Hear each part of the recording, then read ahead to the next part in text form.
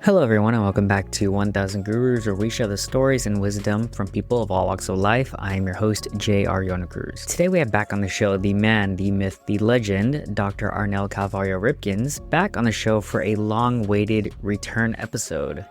Wow, this was the sequel that we have all been waiting for, or at the very least, this was personally my most anticipated sequel that I've been looking forward to, and also happy how this conversation turned out. Anyone who knows or who has been exposed to who Arnel is knows that he is a treasure in the dance community and a grounding presence. Aside from his literal decades of wisdom that he generously gives to the spaces he's involved in, we're of course back in studio for this one, and we cover a wide range of topics from his journey to fatherhood. He and his husband are preparing for twins, having succession plans when taking on responsibilities in the space, why Vibe holds a special place in his heart as his favorite community dance event, what it's like being involved as a head judge in IDL, International Dance League, dance legacies, and him stepping back into performing again this year, especially in ways to honor his late friend and dance trailblazer, Anna Sarao, teaching workshops in the Philippines during his baby moon, and overall stepping into this new chapter of his life. It's a fantastic, easily one of my top 3 episodes of all time, and I'll be listening to this one over and over, and hopefully you guys get as much out of this as I did. So without further ado, please enjoy this episode with Dr. Arnel Calvario Ripkens.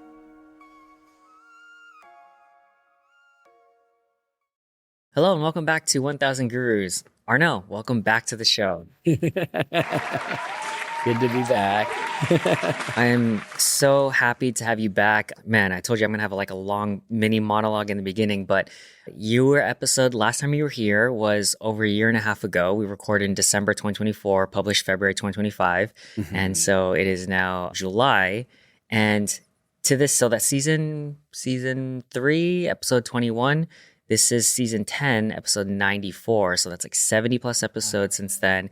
And despite all that, your episode is still, not trying to glaze you, still one of my favorite episodes. I've had a lot of great guests on the show, great insights, but I think there's just something special that anyone who knows you knows that there's a special Arnel magic in the air when he comes into a room.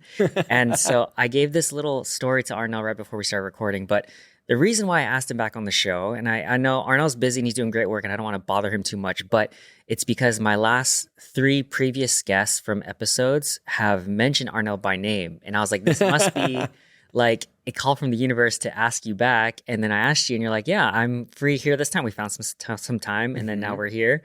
So shout out to these episodes. So episode 85, Lil B, he said that you are such an advocate and hype man or lover of locking and lockers and locking space. And he's like, yeah, I love that guy, man. He's just so hype about, locking. And so Lil B, we go back from when I was in high school. I used to dance with him on AOV and he was one of my inspirations. And then you just came up.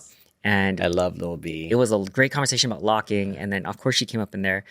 Rami, episode 87, Rami's at home, Kaba Modern. Of course. And he said that what's special about you is you bring gratitude into every space that you're in, which, of course, anyone who knows you knows that's absolutely true. And then recently, Tranji's episode just dropped, and we were talking about mental health and the power of therapy. And he said, I got this from Arnel, that the best investment you can give is to yourself and therapy and your own mental health, because that's something that's super important. And so, and now we're here today.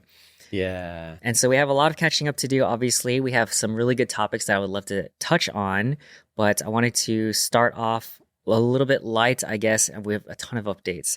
But since we last talked, I know you are expecting twins. You've been doing you're in a new judging role. You've been traveling all over.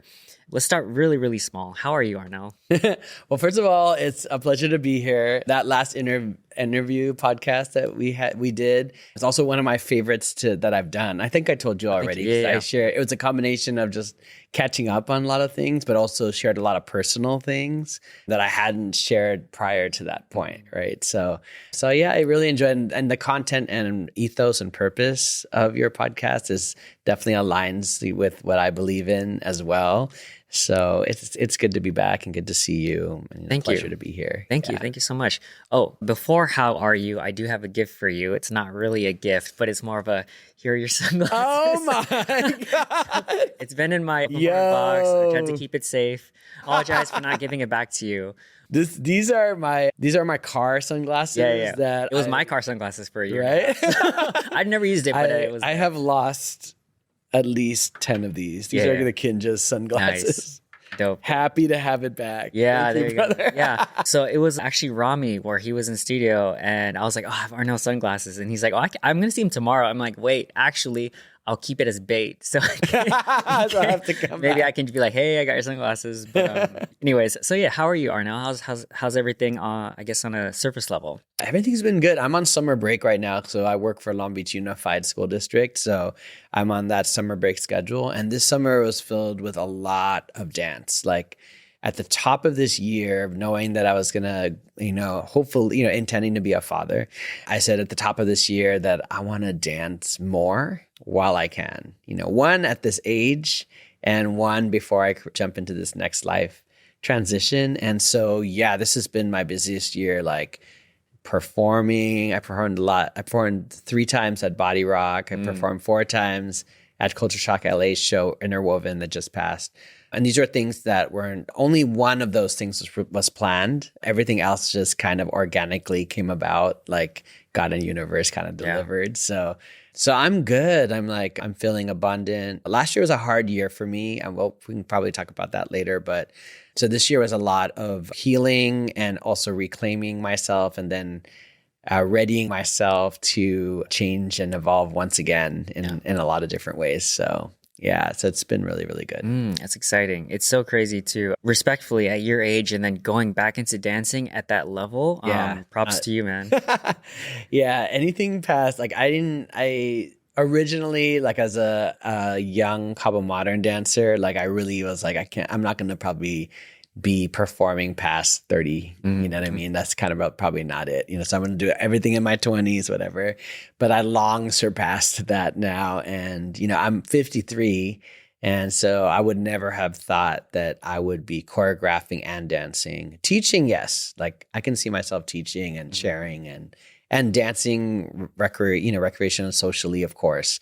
But performing on a stage and choreographing for performance on stage, that's something different. Yeah.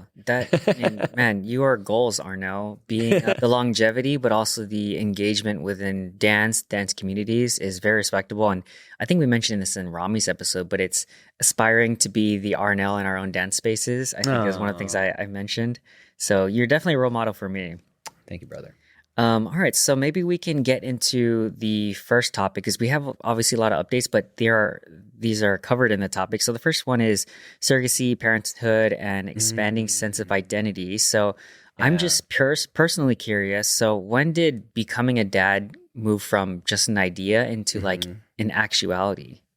Actually, the honest answer to that question is I've always, even more than being a husband, wanted to be a father. Like since I was really, really young, that was my dream. Part of it might have to do with the fact I'm the oldest of 4 siblings. So I kind of was always like a third parent anyways.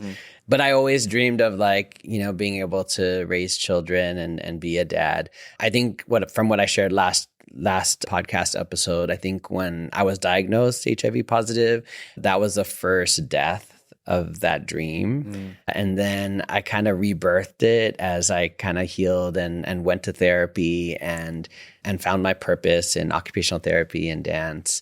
And then I started being optimistic again, like, okay, I think I deserve to be a dad. I think I could be a great one. I would love to be one if I meet the right person.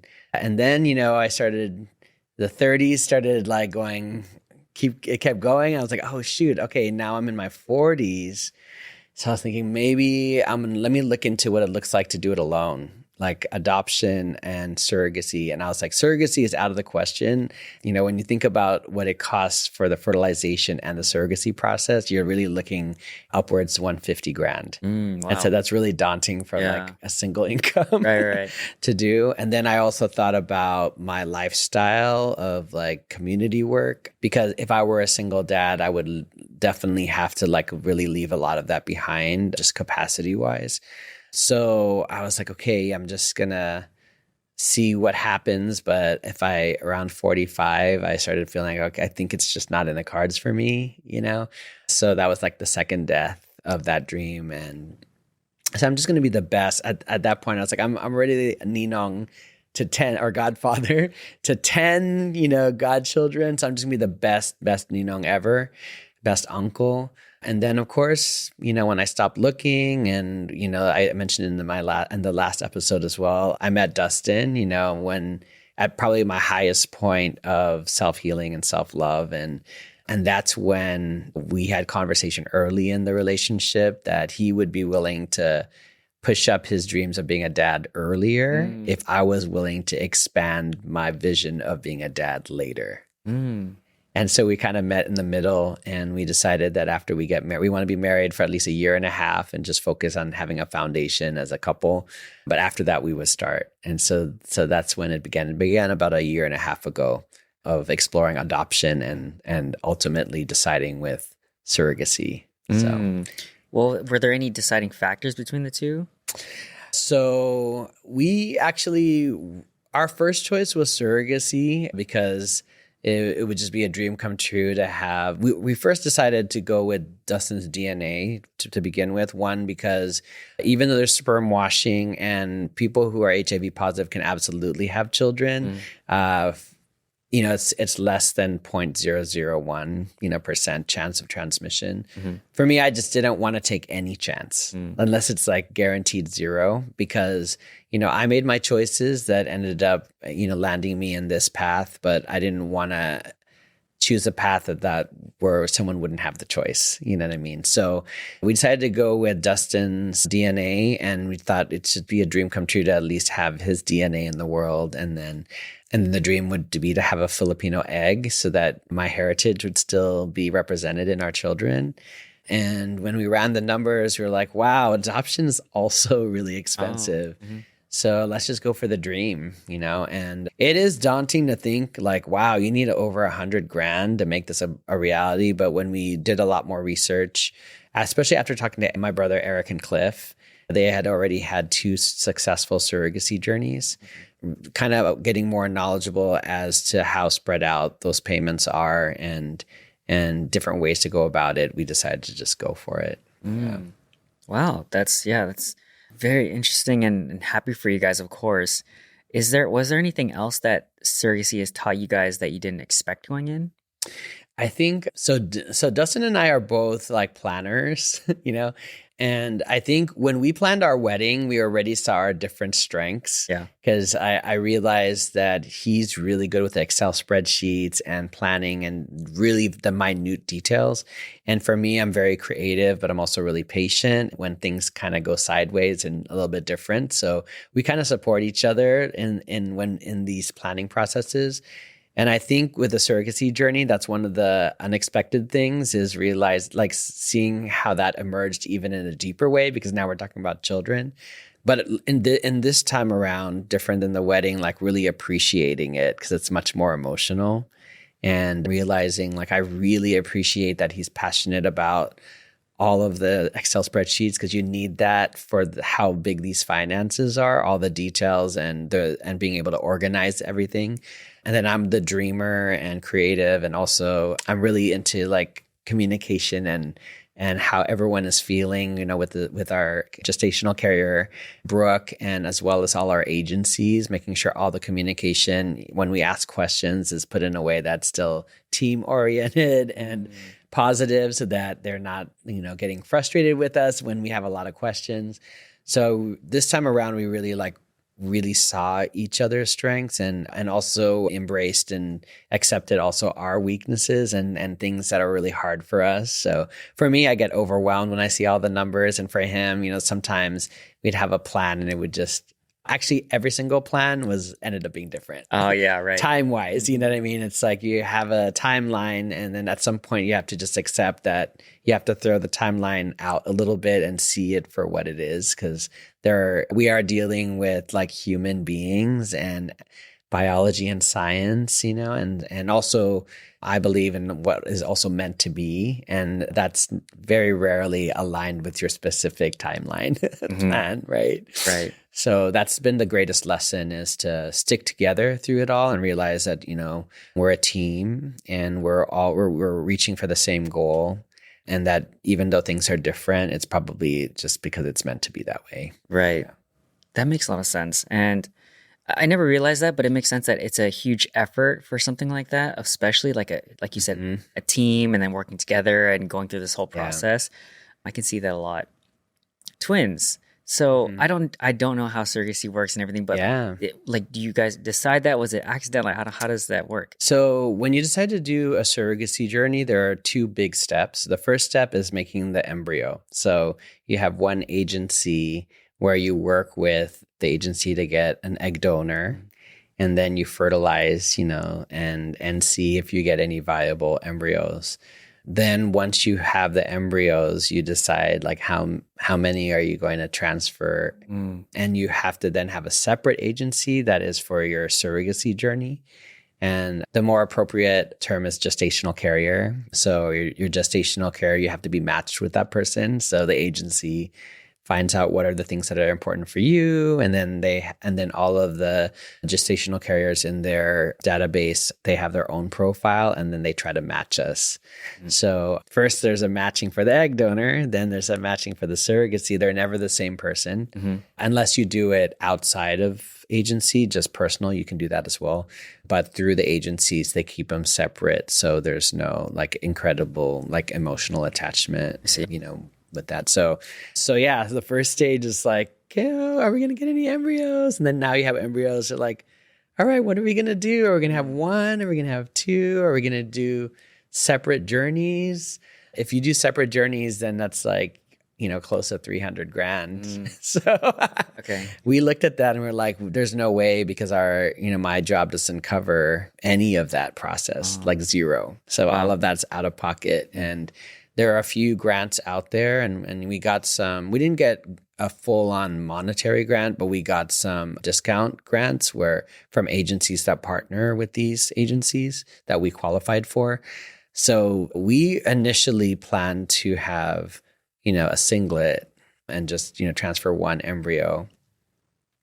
But we knew we really deep down wanted to have, more than one child. And our original plan was to have a singlet and then adopt an older child. But then the adoption process could be anywhere from 1 to 3 years. And because I'm older, we realized I think we need to like rethink it. So it's interesting because we went in with a whole game plan for a singlet. We already matched with our surrogate. We were about to sign the contract. And then our gestational character, Brooke, she's like, oh, I just, I always wanted to carry twins. So maybe one day I'll carry twins, if I ever, if I have it in me to do another journey. And then that's what got Dustin thinking. And I was teaching workshops in the Philippines, and he must have been, hey babe, like, what do you think about having twins? And I was like, I'm in the Philippines. That's a big question. So when he came back, we talked about it, and he said, why don't we just go for it? And if it's meant to be, then that's what we're going to do. But our doctor was very cautious in letting us know. And we love our doctor, Dr. Park, Dr. Susanna Park. She said there's only 20 to 30% chance that the second embryo will make it. So definitely go for it. I don't want to crush your dreams, but just like, please know that is the odds. But I don't know, when they transferred and I saw it on the monitor, I just had one of those gut feelings. Yeah, and they both made it. So here we are, Wow. 28 weeks. That's exciting. So you guys wanted at least 2 kids, it seems like, and then this happened. How are you guys preparing for 2? I mean, I'm sure like normally 1 is a lot. So you both in 2? How are you feeling about that? So before we even did the surrogacy journey to begin with, we talked to a lot of parents. And then we talked to a lot of gay parents first. Once we decided to do the twin journey, then we shifted, and we had like 8 different conversations with 8 different twin parents to kind of just get perspectives before we pull the trigger. And one thing that they all said is that whether you have 2 as twins or whether you have 2 1 year apart, once you make a commitment to having multiple children, it's difficult. But you're just only going to know what you know. So you just have to make the best decision that you think is best for your lifestyle and that you think you're equipped to do. Yeah. And we're like, I think we can do it. Like, I know that Dustin's going to be an incredible father. So we're like, okay, let's just see, we're going to go for it. And we got a lot of advice from twin parents. So I know it's going to be a lot, but it's also our greatest dream come true. And so far up to this point in my life, everything that means the most to me was worth the hard work in the end. So, with our family, we're going to make it work. It is going to be hard, but I think it's going to be worth it in the end. Yeah. So. Some like the hardest things that we do are typically the most worth it, right? Yeah. So I'll want to pivot out of this since we have a lot more things, but that was I'm so happy for you guys. Quick tangent, like my mom's genie in a bottle dream has always been to have twins. And since she has 3 kids now, my sister, my brother and I. And so she's like, now her dream is to have twin grandkids. And I'm like, Mom, that's not up to me unless I adopt or go through a similar process. I'm like, that's kind of like luck of the draw. And yes, that has to be in the gene pool. Exactly. Yeah. So I'm like, I don't know, try my best, Mom, but we'll see.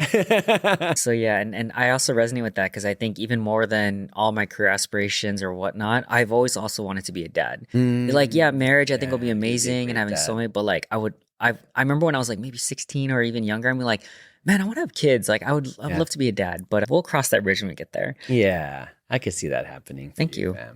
Last thing on identity and being a father, and I had a personal question, like for me personally.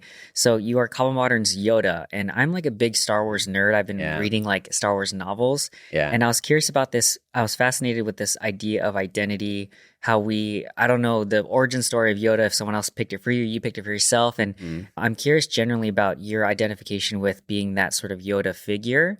And as we know in the Star Wars universe, Yoda is the wise old mentor sage, been around for a while, is grounded, gives good advice. And of course, people who know you can be like, oh yeah, that's Arnel. I'm curious how the difference between how other people see you and how you see yourself with that identification. Do you have any thoughts on that?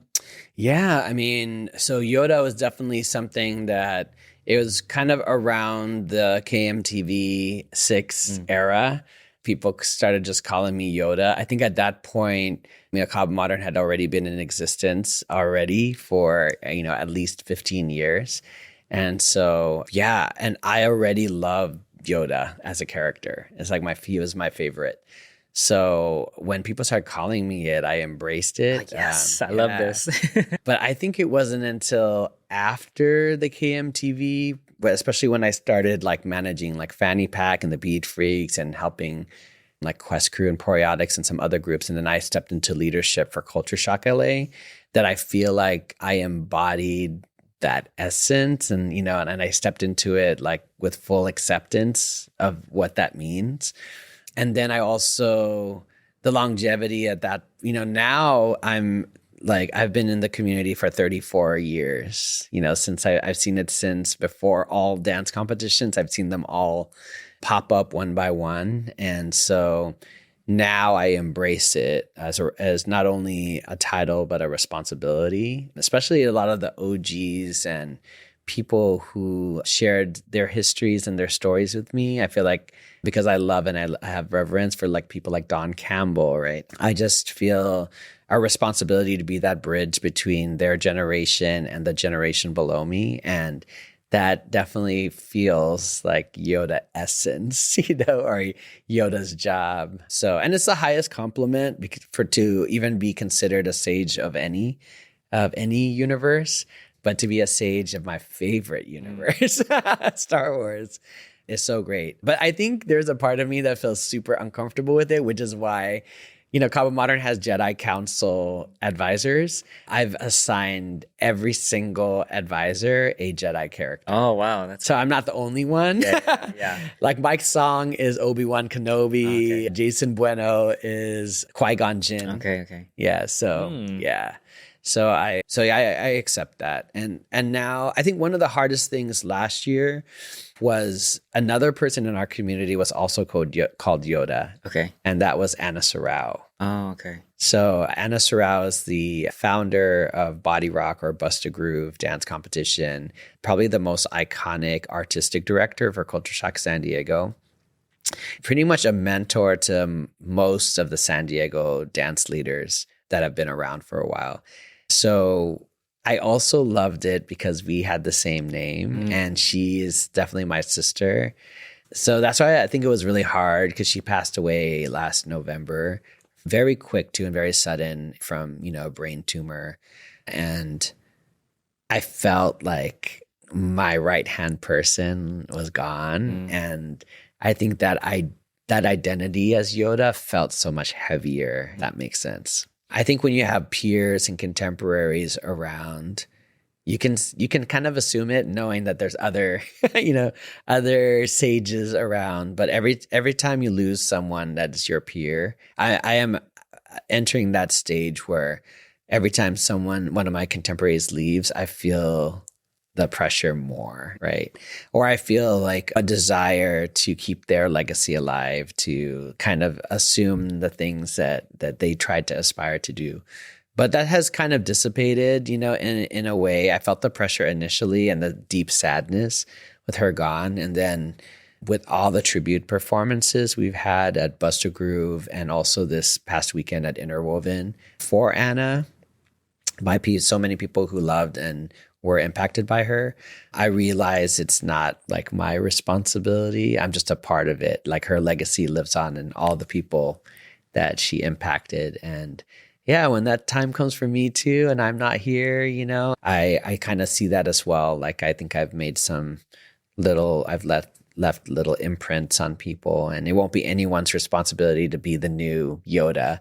It'll be a shared thing where everyone, brings their brilliance to the table, and we keep things moving forward. So yeah. So I felt it used to feel heavy, but now I don't think it feels heavy at all. Thank you for sharing. I was going to say, it is pretty much like Yoda, right? Like outliving probably most of his peers along that 700 or something year journey. Yeah. And so you see people come and go and you're still around and you feel that responsibility.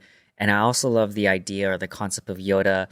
When you hear about Yoda in like the peripheral stories, it's always he's teaching the younglings. And I think that's so pivotal of like him going directly to when they're not just, oh, you get to talk to Yoda once you're a master, but it's more of like, no, Yoda wants to be involved in the younglings' lives to help to water those plants and those roots so that they grow into like the Jedi that they want to become. Yeah. Passing along and making sure that there's a council, making sure that there's people to pass along those legacies and whatnot. Thank you. Yeah. It's definitely an honor, even though I don't take it so heavily. One thing is I do take it seriously though, because I know it's an honor to be regarded as a mentor or a role model in any space. So anytime someone calls me like their mentor or a role model or a leader, like I never take that lightly because I still know that's an honor, a privilege. And so that's definitely cool. But because I am like stepping into fatherhood, however, I have reached a point in my dance journey where I feel like I've done enough mentoring to feel at peace with allowing others to take the mantle and move it forward. And not that I'm like disappearing, but I just don't feel the pressure of it being my responsibility. I feel like there's so many amazing leaders out here, guiding the next generation. And then there are a lot of the new generation being trailblazers themselves. So yeah. Perfect. Much more balanced. Yeah, of course. Perfect segue, because I was going to ask you about Awesome Shock LA, and you mentioned launching it and handing the torch to Andy. I wonder if you had any thoughts specifically, but you mentioned, those first 2 seasons and then now eventually handing it off and succession plans. Yeah. Do you want to speak on that? Yeah. So stepping into directorship for Awesome Shock LA, because Andy Ho, shout out Dr. Andy Ho. He's my Yoda brother too. He's actually Grogu. Oh, that's so cute. I love that. Yeah. So what's different at this season of my life is I understand the importance of a succession plan, because like with Coach Check LA, I was in leadership for so long. And then we had a transition at the end, but I wish I had started it sooner. In Kaba Modern, there was no succession plan. You just hope that leaders are going to show up, right? So what we decided with Awesome Shock is right when I started the position, I already had my exit plan. And that's kind of how I approach leadership. If I ever join another board of directors, is being upfront. I think it's so healthy for everyone involved, including yourself, to anytime you enter a leadership position to already let people know how long you intend to serve and what your plans would be for when you leave, right? If you start off that way, then you don't have to scramble. And then also the longevity and sustainability of the organization is just so much stronger. So what's really cool about Awesome Shock is Andy and I going into even creating it, I told them that I have a 2-season bandwidth. And within the second season, first season we'll be building, just continue to build the infrastructure and foundation and operations of Awesome Shock LA. But the second season would be looking at who is possible and bringing in a lot of volunteers and leaders so that he doesn't feel like he's left hanging, especially because I knew I was going to move into fatherhood. So this one felt so smooth because we're interviewing directors now, but it's looking really promising that he will have a leadership team of 4 leaders, so including himself, which is even better and stronger than what we intended with him and a co-director. So I couldn't be more grateful that we call them the support squad, which are occupational therapy students, occupational therapists who volunteered this past season to be helped. And they don't have to come every rehearsal, they come when they can. But that was our way to kind of see how they are in action. And if any of them have aspirations, to really encourage and mentor them to apply for leadership and then have, a stipend funded position. And so, yeah, we have a plethora of people who are qualified. It's just a matter of time commitment wise, if it aligns, but we're in a really, really good place. And that feels really, I'm more at peace leaving it, knowing it's in such good hands. It's still emotional though, because I love Andy. It's so fun creating with Andy. And there's so many proud moments where you just look in the space and you're like, these kids are growing, these families are being impacted and they're amazing. You're creating this community of parents and dancers that never would have thought they would, see themselves on a stage, So rewarding in so many aspects. And because I started off with that idea of what that succession plan looks like, that we cultivated together, I can be sad that I'm going to miss them, but I can be excited for their future. Yeah. I like this idea that you propose. I think any good leader would probably agree, which is starting a position with the end in mind, your succession plan, time commitment, or what you can commit to. It kind of reminds me of that idea of when you start a job, you have your resignation letter in your drawer ready. Similar, not the same, but similar, where it's you're starting with the end in mind. And I think that's very smart that I have not heard before. So thank you for that. Yeah, I don't think in the dance space it's normal at all. Yeah. Because especially when you think about leaders in their 20s, it's all passion, right? It's going to go on forever. We're going to do it. There's no end to anything. Yeah, there's no end. But now with, we learned during the pandemic how precious time is, especially time together. So I think that lesson has really taught us about what does real sustainability look like and what's more realistic. And so yeah, it's such a form of compassion and care when you let people know, what your plan is. You have transparency. Transparency, compassion, care. Absolutely. Yeah. All right. So I want to shift over now to, I'm going to bunch them together, but Vibe and IDL. I know you're very involved in both of them. Yes. And specifically, I guess we can start with Vibe, but you mentioned that it's your favorite community competition. It's been running for over 30 years now. You were there in its conception. I guess specifically, I want to ask, what makes Vibe feel different from everything else that you've been involved in or that you've seen and witnessed over the literal decades? Yeah, I'm just so proud of Jason Park and Sonia Park and Yosuke and the entire team too, Devera. One, they're just incredible humans to work with. They've all it's fully staffed by dancers. They all came from different dance families. They've all organized events themselves. And so what I love about Vibe is, one, it's at one of the most beautiful venues, the Segerstrom. So to be able to provide dancers with the opportunity to be centered and celebrated on that stage is so incredible. And Vibe is always sold out, so the audience is very loud and hyped. Engaged. Yeah. So as a dancer, you feel that ultimate performance experience that I think is incredible. But what I love about Vibe specifically is their innovation. So they're always innovating the production, but even the creativity from what are the judges' gift bags going to look like? Or I don't know if you know this, but when we do orientation, they have a fully decked out catered dinner. Oh, wow. In the green room. So they really feel like they're having a sit down dinner while we're going over Wow. So that level of creativity and commitment to showing people that their time is precious and that there's so much appreciation baked, and that culture of appreciation is so rare. And also, even just when you think about all of the staff, part of the Vibe experience is to make sure that everyone understands that the ethos is of serving the dancers. So all the dancers have posters with their name on it. And it makes my heart happy when I see the teams like taking a picture with their Vibe poster, you know what I mean? And just documenting their participation in the event with so much pride, because that's what it's designed for. It's designed to really like appreciate, center, and celebrate dancers who are putting in all this work for this competition. So yeah, out of all the community competition, this one just pulls at my heartstrings because I still see the team investing so much.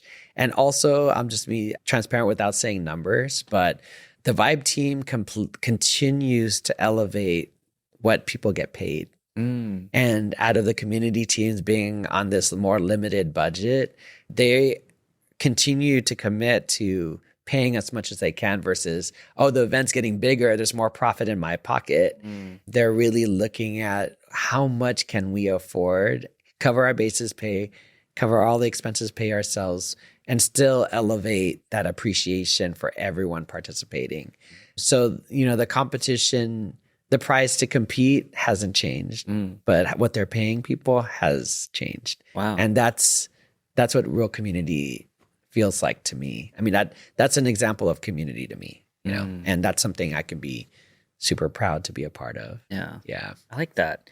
Safe to say, I did not know the spread or the catering. I've never been a judge. I've never been. That's crazy. It's serious. It's like 3 salads. Yeah. Focaccia bread and pasta and yeah, it's always done so well. Yeah. And a lot of that is also designed by Jason Park's wife, Michelle, who's brilliant at that too. But the fact that they commit the budget to do that and the time to do that is really, really incredible. It just gets better every year. Yeah. Yeah. That's awesome. So now IDL, I know it's apples and oranges, not really like what's better, but like what does IDL mean to you? And I guess conceptually, and then also what made you say yes to being a head judge? Like what was that? Yeah, I mean, it was an interesting time too, because a couple of years ago, I had really pulled back from judging. I was almost semi-retired from judging, really focusing more on dance education and empowerment. And, because I really wanted to start Awesome Shock and I wanted to teach. But IDL, well, one thing that distinguishes it is it's trying to be a dance league and really frame dance as a dance sport. So not only artistry, but also as an athlete. Right, so creative and athlete. So I thought that was interesting to begin with. Connor, actually, who's one of the CEO of Steezy and now the CEO of IDL, he actually brought the idea up to me like years and years and years ago. He was like, maybe we can connect Body Rock and Vibe and all the existing competitions and create a league. But I was like, I don't think that's going to work because each of those competitions has its own like mission and vision and all different leaders. That's really, really hard for them to like ask them to sacrifice their individual journeys to make one big league. But I said, I think you're going to have to build it from ground up. So then I didn't think that years later, they're like, okay, we got the investors. Yeah. And then Alec, who is director of operations, he is someone that I knew. He was a volunteer for Culture Shock LA, and then he ended up moving and then joining GRV. And so I knew him before he even moved here as a volunteer for Culture Shock LA. So I knew his heart was in the right place. He loves this community, and his dream was to move to California to be a part of it, and then ended up on GRV. So he ended up joining Steezy, and he was the one who approached me in IDL, and he said, all right, our vision is to pay all the dancers. They're going to be a part of this pro league, and to really make sure that all of these pro teams not only get paid, but they're set up for sponsorships. And they're really celebrated kind of like franchises like the Lakers or the Chicago Bulls. I thought it was like so interesting. I'm like, how are you going to do that? And then they showed me the format which is really incredible, where you have these matchups, and then their vision was to have seasons. So it's kind of like a Laker game, right? It's going to be like the Lakers versus the Bulls. And then you go to another city and it's going to be a different matchup. And then all of those points add up, and then there's the finals, right? So I thought it was like, wow, it's really something so different. So I said, so they wanted me to be the head judge. I said, okay, like how much say do I have in the criteria? You know, he said, actually, we're going to rewrite it. Like you have we trust you. If you have ideas, then to reformat it. And so, I looked at that thing and I was like, okay, I have ideas to change it. I asked for a co-head judge with me, Nick Beijing. He is the creator of Hit the Floor. Hit the Floor is like the biggest dance competition in Canada. Each of his events like boast over like 10,000 people. Wow. So it's crazy. Yeah. And he's really, he has so much integrity, and he's so good with like rules and guidebooks and things like that, and training. So I said, if we can get Nick on board, I will sign on. And then they threw me the highest number I've ever had as a head judge, beyond anything I got paid. And I was like, this is a sign, because this is going to help fund my surrogacy journey as well. Yeah. Because at first I wasn't leaning towards it, because I was like, this is going to take away from me grinding to earn money for our surrogacy journey. But then this is the answer, and I actually get to do something that I'm excited about as well, and be part of a new offering. So the cool thing about IDL is it's not trying to replace anything that's out there. It's trying to add, right? And it's something different. And then when I experienced the first one, the production value is so high. And when I also look around at what they've invested in, I'm like, this event's a loss. This is a financial loss. Right, yeah. So me and Nick were like, none of this makes sense financially. So I already know that the creators, because they're, again, just like Vibe, they're all dancers. They believe in the vision so much, they're throwing their life savings. They're getting these investors to come in to make it work, and maybe lose money for the first 2 years, but in the end, reach that end goal of making this something new and something viable for dancers, where maybe one day a dancer could get sponsored and paid the same as a basketball athlete, right, as they deserve to be. Yeah. Right. Yeah. I mean, anyone who's been in the competition space knows that those are not part-time hours, especially if you're at that level. Yeah, it's a lot of sacrifice. And the number of people you're working with, and the effort that goes into it. And so to make it into like a sports or a league that can financially support these dancers, or to some level, that's such a monumental thing. It's really cool too, because they feature the teams so well, like in all of their marketing. Like they always have a roster for each city. Like Brotherhood's roster for Vancouver are these 20 dancers. All the teams have 20 dancers that's there to make it equitable. Yeah. But they also have individual cards. So like one day, hopefully this league really blows up. Yeah, the teams will get sponsored, but the individuals will also get sponsored by Nike or by Adidas. So the vision and possibility of this, the potential is so great for dancers, and again, we have also other battles that are incredible, like Red Bull, and there's also another battle called International Dance League. Like IDL isn't trying to be anything of those, because those exist and those should thrive. It's really adding another possibility, another offering for another pathway for dancers, and that's exciting to be a part of. Last thing I want to ask on that too is, so your function within IDL, what do you hope to impact or leave upon or impress upon as it goes into the future of like, this is what I want to make sure is the focus of what you guys are doing in my role and how I contribute to this space? Yeah, so Nick and we co-created the guidebook. So there's a training manual. So all judges, we do a training at every stop. And so we want to continue to elevate the training of these judges, because we want the dancers to feel like they have the best judges in the world because they're going through this training. I also get the opportunity because I believe when I look at these dance competitions, they are comprised of so many dance art forms, whether that's like Vogue, Crump, hip hop, house, right? So because those art forms are being judged, it's important that the judges have our experience in these art forms and connected.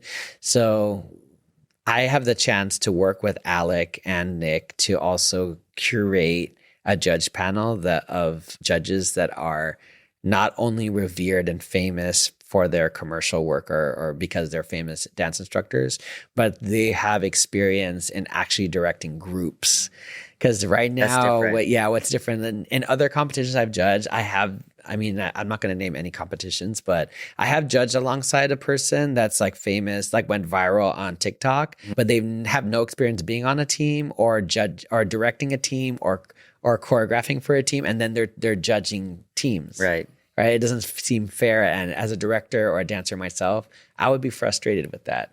So with the IDL, I had the chance to really put people that I respect as good humans who care about serving dancers, who also have experience choreographing for, directing, and or being in dance choreography teams, so that the people in the seat to give these scores are people that all the dancers, whether it's a high score or low score, can respect the scores that they're giving. And that's not something that I can say all competitions do well.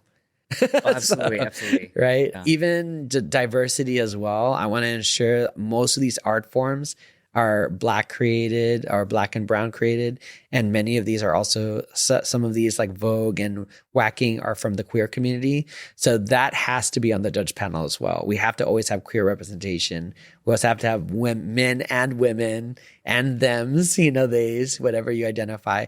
And we always need to have Black representation on every judge panel. Otherwise, that's also disrespectful to the communities where these art forms come from. And so I have an opportunity with Nick and Alec to bring that standard to this competition. And IDL is willing to back it up by also paying these judges the highest rate that I've ever heard of for a judge as well. So production, how the dancers are being treated by being paid and taken care of, and then the judges themselves, that's a higher standard than I've seen out there. So that's really fun to be a part of that. Yeah. I love that a lot. And maybe it's an insider thing, but again, having been in the competitions, judging competitions, being around it, and I've competed in them as well. Yeah. You wouldn't think that judging is something that you can optimize or tweak, but it actually is one of the most important things. Like, people put so much work into their sets and they want to feel like they're being judged adequately and with integrity. But then, like you said, there's a lot of discrepancies in the standards of each competition. Yeah. And so you're like, okay, let's just raise the standards to what we think is appropriate and what makes sense, and to give representation. And I think that is you would think it's a small thing, but honestly, I think it's like such a big thing. So I love that. Yeah, thanks, fam. Yeah. It's definitely like, it takes a lot of work, and it's always going to be a work in progress because we're always going to have a new ideas on how to elevate it. But I love and appreciate IDL's commitment to, putting their money where, their mouth is, and really making it the best. So I'm really, really proud of what we've done so far and excited for the future. Yeah, that's very exciting. So I want to move really quick to reconnecting with the Philippines. So you mentioned that teaching workshops there and your baby moon. Yeah. So what specifically pulled you back to the Philippines, and how was that overall experience? So everything kind of aligned. The initial intention was because I know that once I become a dad, it's going to be harder to go back and teach workshops in the Philippines.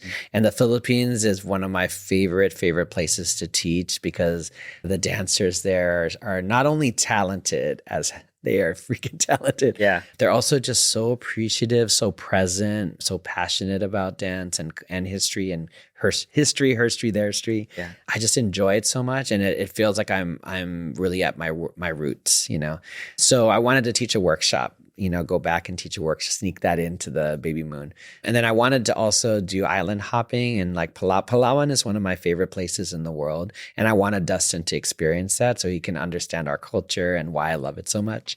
So that's going to be it'll be hard to do island hopping and jumping in the water with, newborns. Right. Not possible. For a while. Yeah. So we decided we wanted to make that our baby moon. But what's really incredible is it ended up aligning. The same exact week I was planning to be in the Philippines was the week of Body Rock Asia, which Anna Sarao created. And so I had a chance to be there, to do a tribute to her. And that was the unexpected blessing that was, there are a lot of tears and it was very emotional because that was one of her most proudest accomplishment was to bring the competition she created back to the homeland and to see it like filled, with so many brilliant teams. So to be able to go there for the first time, and I've never experienced it, but to be there when they were commemorating Anna, I just felt, I guess the word of this year is alignment. Oh. Where things are just meant to be. And some of it you plan. It's kind of like what I said before, the balance between making things happen and letting things happen. That was one of those moments where like, yeah, we planned this trip, but it ended up being so much more. So the show was in Philippines? In Asia? Okay, awesome. Wow, that's crazy. So they ended up, since you're here, can you judge it? Yeah. Like, so I ended up being the judge. Well, you're in Palawan? Oh, we're having it in Palawan. So I was like, oh man, it's an honor to attend because I've always wanted to support it and it never aligned, but as an incredible joy and blessing to be able to attend and judge and serve the dancers there. So that was really, really cool. Yeah. That's awesome. All right. So now that we're talking about, alignment and chapter. So I want to ask, leaving one chapter behind or a chapter of dance and embracing the unknown and what is ahead for fatherhood. Yeah. So what does leaving a chapter behind actually mean for you? Yeah, it's interesting because how I really asked at the top of this year, I was like, I want to perform. And I haven't wanted in the last maybe 5 years, I have no desire to perform. I enjoy the communal experience, and I will often for an anniversary performance, I'll say, yeah, I'll do it. It's like because I want to be around people, right. But the actual enjoyment of being on stage, right. I've kind of lost that over the years. And then I wanted it this year, and I was able to fulfill that. But in doing these tributes for Anna, and then also these alumni performances, doing Rise and Reclaim that Gigi and Alabon created, and choreographing their closer. So I had a sense of completion and as a performer this year, where I don't really, not that I don't want to perform, but I feel like it's been fully satisfied this year and I'm at peace with it. And if I don't perform again, I think I'll be okay with that, So I'm not closing the door, but I'm totally at peace if this was my last ones. Yeah. And just ready to kind of be open to what's next. I think what's next is going to be still teaching because I feel like I can see myself in dance education for a while. And then IDL already asked me to sign on for next year. So I think I'm going to sign on there. It's a great job to have to, help fund my fatherhood. Yeah. But two, I just love the team and I'm excited about the vision of it. And it could be my way of contributing and being a part of something new still at this part of my journey. Probably taking the wisdom or experiences I've had and being able to apply it to something new. That's pretty exciting. So continuing to be Yoda then is essentially what you in a new space. Exactly. Yeah. I love that. So for fatherhood, I'm curious, is there anything that you're a little scared about or is there anything you're specifically excited about? Okay, what I'm excited about, and people think about growth as something to be scared of, but for me, I'm excited to grow in ways that I didn't even know I had the capacity to grow. I don't know if that makes sense. No, yeah. I feel like all these years from what I hear from all parents, I hear one common thing. They say it's the hardest thing, but also the thing that you're going to love the most in your entire life. Mm-hmm. So it's a thing that's you'll be the most grateful for. So I am excited and confident that I'm going to expand in so many ways, and there's going to be growth individually and also as a couple. What I'm afraid of is I'm going to be hella tired. Oh, yeah. And because everyone also tells me about the zombie years, and obviously I haven't I've experienced that level of exhaustion from dance stuff, right? But it's different when you're holding babies and responsible for your human life. I've been exhausted, responsible just for myself. Right. But that is the only thing I'm scared of is people already said I'm going to experience a level of exhaustion I've never felt. And that is pretty scary. But, I'm not on this journey by myself. I'm with Dustin. And there are plenty of people who also have done it by themselves and done it well. So I have faith that it's all going to work out fine, and I'll figure a way to power through. Yeah. I was as you were saying that, I was connecting the gaps, or connecting that idea of like exhaustion. I'm like, oh, we've done that before, like sunrise the practices. heaven nights, yeah, exactly. the Heaven weeks, and then just like going straight to from dance, sunrise, going straight to work or class, etc. And just doing that. But then you're right, like, well, I'm holding a baby now this time, so that's a little bit different than just knocking out in my car. Yeah, a little different. So I want to wrap this up with, so you kind of already mentioned this, but dance is the thing that has been a core part of your life. It's the thing that saved you, the thing that's, gave you belonging and community.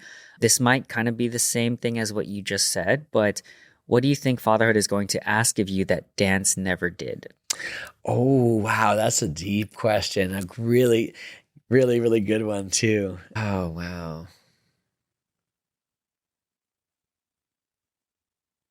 I don't know if this is going to sound morbid, but I think fatherhood might ask me to die to myself in a way of like shedding who I was and stepping into something new, because in one way, I will be carrying the skills that I have as a human being into fatherhood. But I think there's going to be so much uncharted territory that it's also going to birth and expose both my greatest weaknesses and my greatest strengths.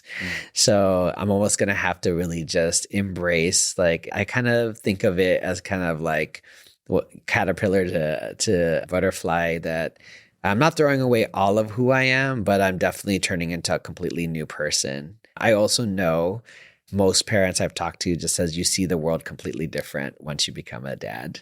And I've been a father figure, and I've already seen the world different, carrying and sharing so many like intimate experiences with so many different dancers.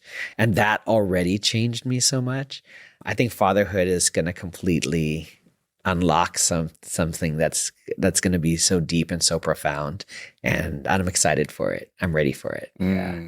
So I never thought in my 50s I would be stepping into this chapter, but I wonder if maybe this Yoda experience so far has been the preparation for me to be the best version of father that I could possibly be. We'll see. I love that. All right. So now we have made it to the end. Thank you so much for everything. I think that's a perfect way to stop this. Yeah. But gratitude. So we always end with gratitude. So Arnel, what are you grateful for?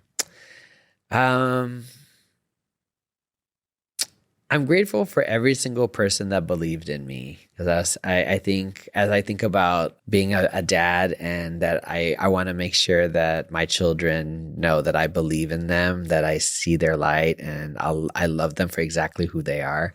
I'm grateful for and there's so many people who help me believe like I have worth in this world, and not only saw me, but celebrated me and encouraged me forward. So. And that's a lot of people, and I know it's a big answer, but I'm in that space right now of really thinking about all my like close friends, my family, and everyone who's done that for me, including you, like having me here, and Thank you. Even finding worth in my journey and my story. All of that like means a lot to me. So yeah. Thanks, Arnel. All right. So last question for you. Do you have any final ask for the audience, or any final takeaways, or any final notes you want to leave to the audience? I would say two things. I would say one, trust the timing of your life. I hope what I shared today could just be an example of how things can turn out so differently than you imagined, growing up or even 5 years ago. But it's once you trust the timing of your life, it allows the space and possibility for things to unfold as they're meant to be. And so I would say trust the timing of your life. On the other side of that, I would say take a chance on yourself too. So leave that space to have faith that things are, meant to be and are going to happen in their own divine timing. But if you feel in your gut that you have a dream that you really want, you deserve it. We all deserve to be our fullest authentic self. We're all deserving at least of reaching for our dreams. So bet on yourself and go for it. Two things are going to happen. You're either going to achieve it, or if you don't achieve it, you're going to learn something new. So it's a win. Just go for it. Awesome. We'll end it with that. Thank you, Arnel, so much. Just for the audience, so if you want to check out what Arnel's up to, you can check out, we'll link his socials and his website in the show description. So at Arnel Calvario, and as well as drarnel.com. Yeah. And you know, it's so funny. The last interview we did was I made that promise. I said, okay, this year I'm going to work on my website. Yeah. And because I said that, now nice. I have a website. I saw it. Yeah, it looks nice. Yeah, thank you so much. So yeah, it's just the website and Instagram is the best way to reach me. Yeah. Cool. All right. So now let me end with my own little monologue as well. So Arnel, thank you so much for being here. I appreciate it. It felt like when you watch your favorite movie and you find out there's a sequel coming out, and now I'm just watching, it's like I'm watching the new Star Wars that I loved. And I'm like, I'm so excited for this episode. And so talking to you was like watching like a new Star Wars movie. So I appreciate that. And so I'll do my final sign off. Thank you guys for being here. I appreciate it. Be sure to like, follow, subscribe, 5 stars wherever you're listening to. Yeah. Leave Arnel love in the comments below, of course, as always. And a reminder to always be kind to other people, especially yourself. And remember that you can always learn something from someone if you take the time to listen. So thank you guys for being here. Thank you.